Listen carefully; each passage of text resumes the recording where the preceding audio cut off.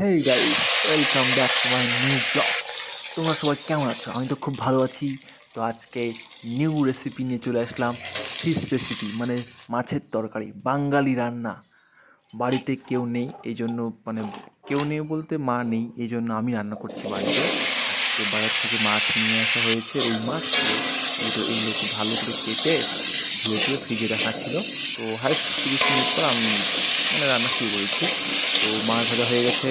তো আমি আলুটাকে ভেজে নিয়েছি। আলুটাকে ভেজে নেওয়ার পর এটা এখন নামায় নেবো। নামায় নেওয়ার পর তারপরে কড়াইয়ে তেল দিব। তেল দেওয়ার পর তেলটা হালকা গরম হয়ে গেলে আমি জিরে দিয়ে দেবো। তারপরে শুকনো লঙ্কা আর তেজপাতা, এগুলো দিয়ে হালকা করে ভেজে নেবো, লাল লালভাবে ভেজে নেওয়ার পর তারপরে আমি রসুন আর পেঁয়াজ এগুলো আগে থেকেই ছিলে পেস্ট করে রেখে দিয়েছি।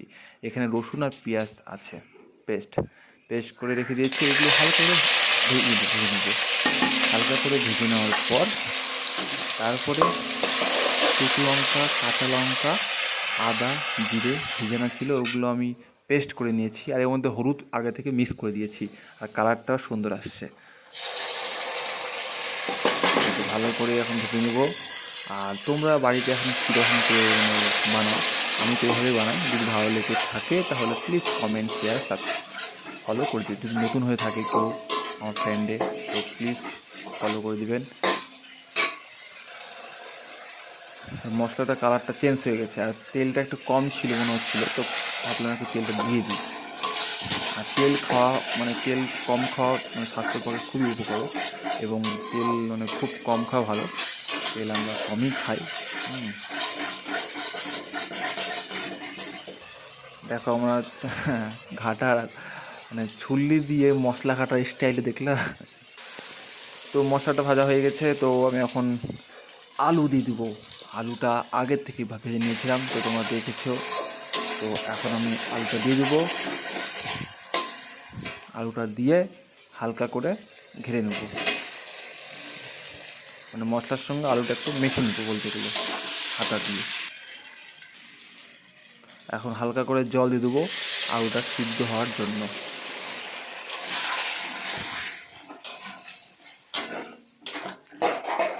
তোমাদের বাড়িতে এইভাবেই কেউ রান্না করে, মা বা দিদি বা বোন এইভাবেই কেউ কেউ রান্না করে, বা অন্য স্টাইলে রান্না করে, যার যেরকম স্টাইলে রান্না করে।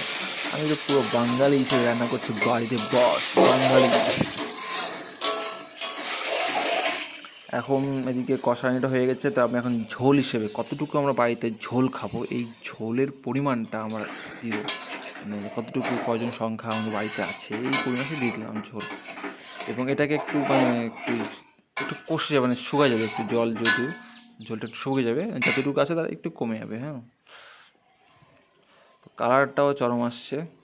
এখন মাছগুলো একটা একটা করে দিয়ে দিব।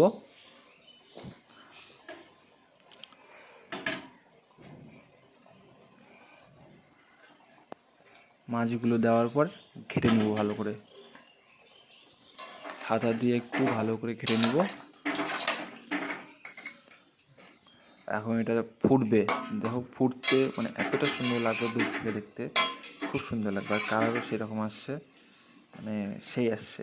আর দূর থেকে মনে হচ্ছে খুব অল্প, কিন্তু না, একটু বেশি আছে এখানে ঝোলের পরিমাণটা। আর ফুটছে দেখো কি সুন্দরভাবে। আমি দূর থেকে ক্যামেরা ধরছি, তো এই জন্য কম দেখাচ্ছে ঝোলের পরিমাণটা, তরকারিটা কম দেখাচ্ছে, কিন্তু এটা বেশি বলতে গেলে আছে। তো হয়ে গেছে আমার দিকে, এখন নামাবো। তো আমি এইদিকে গরম মশলা দিয়ে দিলাম।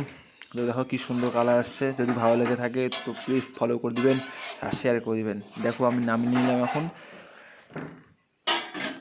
ওয়াও, কি কালার আসে, মাইন্ড ব্লোয়িং। মুখে জল চলে আসলো। তো সব ভালো থাকবেন, প্লিজ ফলো করে দিবেন। Tata, bye bye.